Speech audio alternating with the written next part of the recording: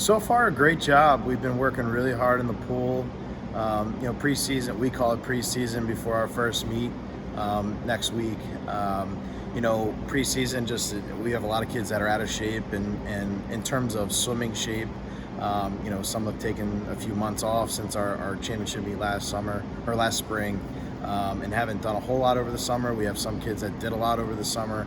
So we have, a multitude of different ranges of where our kids are at, but we've been working really hard. The team just looks great right now, and I know they're enthusiastic to get into meet season. So we have a smaller team this year, which is really good for us because it's a building year. So that means everybody's working hard. Everyone knows what they need to get done to improve themselves and the team as a whole.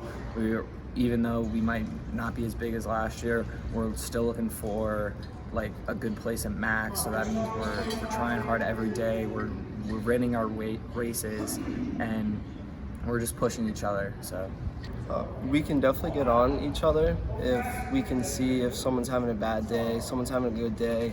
We can lift them up, or we can challenge them to go faster.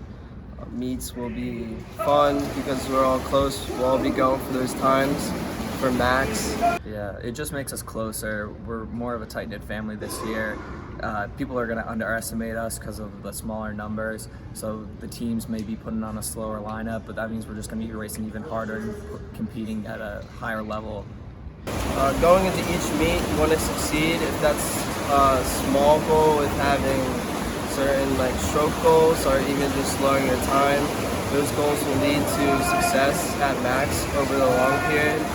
Definitely just motivation, talking to them one-on-one or just in group individual situations, just keeping their head in the game, seeing where their mindset's at, just having them practice as hard as they can every day, setting those short-term goals, each practice doing something that they really need to work on, so then for each individual race and then each individual competition that we know what we need to do for the team and then for us ourselves. On the men's side, as we mentioned before, we did lose a significant class. When you lose 10 guys from either graduation or attrition for different multiple reasons, that's a pretty large class.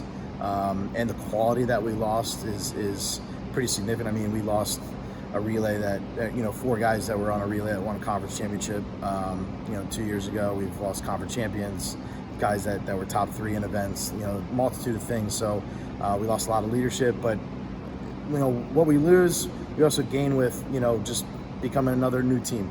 And I think it's just it's going to be a process this year. I think, we have some guys that are a little behind right now that are going to just grow throughout the season and get back to where I hope and think they will be.